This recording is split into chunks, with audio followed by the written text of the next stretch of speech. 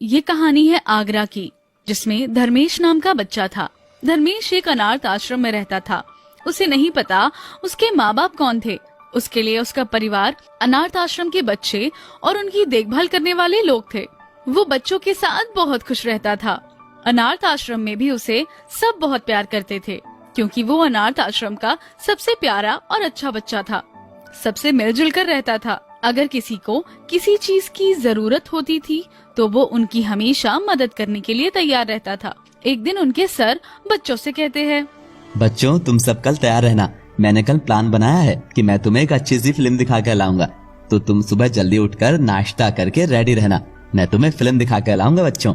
बच्चे ये सब सुनकर बहुत खुश हो जाते हैं और तेज से चिल्लाने लगते हैं, मजा आ गया, कल तो हम सिनेमा हॉल जाएंगे, सर हमें पिक्चर दिखाने ले जाएंगे। ये सब बच्चे बहुत खुश होते हैं और धर्मेश भी बहुत खुश होता है। वो सब फिल्म देखकर आते हैं तो धर्मेश सबसे एक ही बात कहने लगता है, मैं भी बड़ा होकर आईपीएस ऑफिसर बनूंगा, जैसा आज उस फिल्म में देखा था बिल्कुल वैसा ही बनूंगा।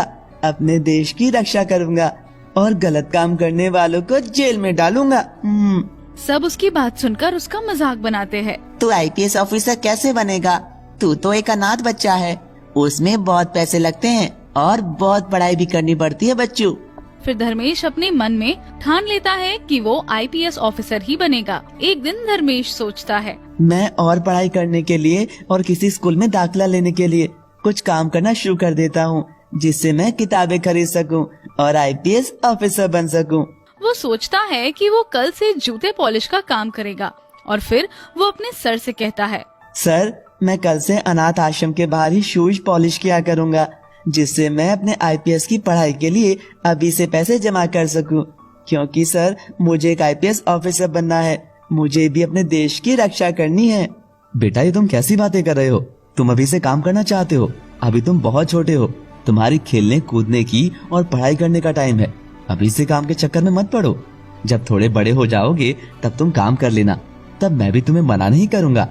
नहीं सर, मैं काम करना चाहता हूँ, क्योंकि एकदम से मेरे पास पैसे नहीं जमा होंगे और आपको पता है मैं अनाथ हूँ, मेरे को कोई पैसे भी नहीं देगा कि मैं पढ़ सकूं। इसीलिए मैं अभी से पैसे इकट्ठा करूंगा, जिससे मैं आईपीएस ऑफिसर बन सकूं। उसके लिए मुझे अभी से काम करना शुरू करना होगा सर। बेटा अगर तुम अभी से काम करोगे तो तुम अभी छोटी क्लास की पढ़ाई कैसे करोगे? और जब अभी बेस क्लियर नहीं करोगे तो फिर आगे आईपीएस कैसे बनोगे? उसके लिए तो तुम्हें ये छोटी क्लास भी तो पढ़नी होगी ना, और अच्छे नंबर लाने होंगे। आप उस बात की चिंता मत करिए सर, मैं मेहनत करके पढ़ाई करूंगा और साथ ही साथ काम भी करूंगा। मैं अपना खेलने कूदने में टाइम इतना वेस्ट नहीं करूंगा, जितनी जरूरत हो उतना ही खेलूंगा। मैं अपना टाइम टेबल बना लूंगा, जिसकी वजह से मुझे हर काम करने में आसानी होगी। बस मैं आपको ये बताना चाहता हूँ कि कल से मैं अनाथ आश्रम के बाहर ही बैठकर शू पॉलिश किया करूंगा सर। अनाथ आश्रम का इंचार्ज धर्मेश को बहुत समझाने की कोशिश करता है, लेकिन धर्मेश उनकी एक बात नहीं सुनता और वो अगले दिन से अनाथ आश्रम के बाहर बैठकर शू पॉलिश करने लगता है। आते जाते लोग उसे एक ही सवाल कहते थे, अरे तुम तो बहुत छोटे हो, अभी से काम करना क्यों शुरू कर दिया? अभी तो तुम्हारी पढ़ाई लिखाई की उम्र है, तो वो करो ना। अभी से काम करोगे तो पढ़ोगे कब बच्चे? सर मैं पढ़ाई करने के लिए ही ये काम कर रहा हूँ। काम करके मैं आईपीएस ऑफिसर बनना चाहता हूँ, जिसके लिए मुझे पैसों की जरूरत होगी, जिससे मैं किताबें खरीद सकूँ। उसके लिए मैं अभी से पैसे इकट्ठे कर रहा हूँ। लोग अक्सर धर्मेश से यही सवाल करते थे और धर्मेश जवाब में यही कहता था, तो लोग उसकी बात सुनकर हंसकर चले जाते थे और कहते थे, एक मोची आईपीएस ऑफिसर बनेगा, लो कर लो बात। इतना कहकर सब लोग जोर जोर से हंसने लगे और कहते हैं, तू पागल है क्या? इतने बड़े बड़े घर के बच्चे जिन्हें हर चीज की फैसिलिटी मिलती है, वो तो आईपीएस ऑफिसर बन नहीं पाते। तू आईपीएस ऑफिसर बनेगा? सब उसका मजाक उड़ाकर चले जाते हैं। धर्मेश उनकी बातें सुनकर दुखी तो होता है, लेकिन वो कभी हार नहीं मानता और अपने मन में ठानता है, मैं सब लोगों को गलत साबित करूंगा कि कैसे एक अनाथ बच्चा जो मोची का काम करता है वो आईपीएस ऑफिसर बनकर दिखाएगा अपने बलबूते पर। और वो दिन में काम करता और रात में अपनी पढ़ाई करता। वो बहुत मेहनत करता, खेलने का भी समय निकालता और अपने लिए धीरे धीरे पैसे भी जमा करने लगा। वो कहते हैं ना, कि जब हम खुद की मदद करते हैं तो ऊपर वाला भी हमारी मदद के लिए आगे आ जाता है।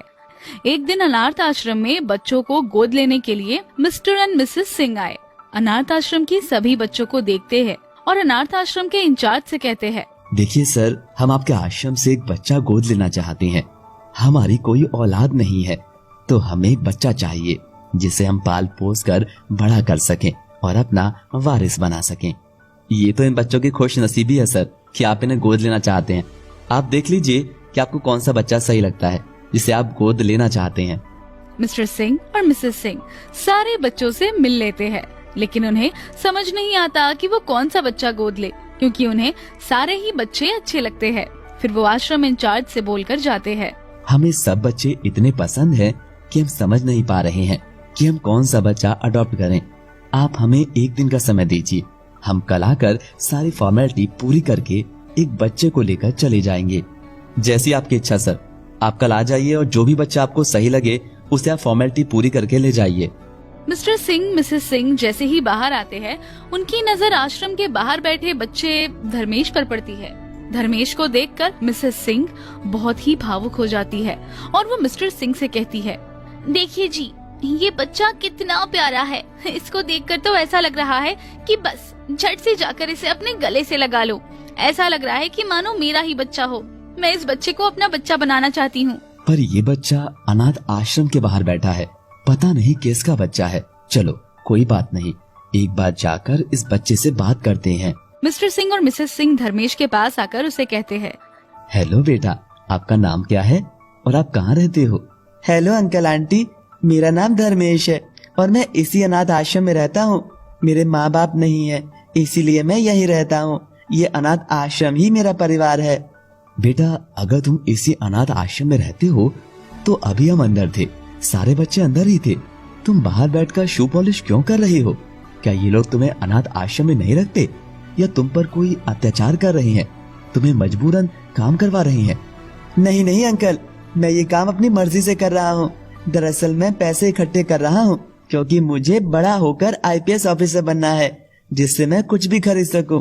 इसीलिए मैं अभी से पैसे जमा कर रहा हूँ, जिससे मेरी पढ़ाई में कोई रुकावट ना आ जाए। मिसेस सिंह धर्मेश की बातें सुनकर उसे जोर से गले लगा लेती है और मिस्टर सिंह से कहती है, देखिए जी, मैं इसी बच्चा को अडॉप्ट करूंगी। आप जाकर ओनर से बात करिए, सारी फॉर्मेलिटीज पूरी करिए। हम धर्मेश को आज ही अपने साथ ले जाएंगे। फिर मिस्टर सिंह और मिसेस सिंह अनाथ आश्रम के ओनर से बात कर लेते हैं, सारी फॉर्मेलिटीज पूरी कर देते हैं और धर्मेश को अपने साथ ले आते हैं। धर्मेश को थोड़ा अजीब लगता है, लेकिन मिस्टर सिंह और मिसेस सिंह उसका एक बड़े से स्कूल में दाखिला करा देते हैं और उसे कहते हैं, तुम हमारे बेटे हो, तुम्हें कोई भी काम करने की जरूरत नहीं है। मैंने तुम्हारा शहर के सबसे बड़े स्कूल में एडमिशन करा दिया है। तुम मन लगाकर पढ़ाई करो और अपना सपना पूरा करो। तुम्हें पैसों की चिंता करने की कोई जरूरत नहीं है, बस मेहनत करो और आईपीएस ऑफिसर बनो, मेरा भी नाम रोशन करो। मुझे बहुत खुशी होगी जब सब मुझे ये कहेंगे कि देखो, धर्मेश आईपीएस ऑफिसर की माँ जा रही है। ये सब तुम्हारा ही सपना नहीं है, हमारा भी सपना है। तुम मेहनत करो और आईपीएस ऑफिसर बनो। आप दोनों का शुक्रिया अदा कैसे करूं, मुझे समझ भी नहीं आ रहा। मैंने कभी सोचा भी नहीं था कि मेरे जीवन में इतनी खुशियां आएंगी कि मुझे मेरा सपना साकार होने का रास्ता तो मिलेगा ही, पर साथ ही साथ मुझे प्यार करने वाले माँ बाप भी मिल जाएंगे। मैं आज से वादा करता हूँ कि मैं आईपीएस ऑफिसर बनकर रहूंगा और आप दोनों का नाम रोशन करूंगा और अपना सपना भी साकार करूंगा। आप बस मुझे अपना आशीर्वाद दीजिए। और जैसे ही धर्मेश ने कहा था, वो बहुत मन लगाकर पढ़ाई करता है, अपने स्कूल कंप्लीट करके यूपीएससी की तैयारी करता है और आईपीएस एग्जाम क्लियर कर लेता है और आईपीएस ऑफिसर बन जाता है। उसे आईपीएस ऑफिसर की यूनिफॉर्म में देखकर उसके माँ बाप बहुत खुश होते हैं और उस पर बहुत गर्व करते हैं।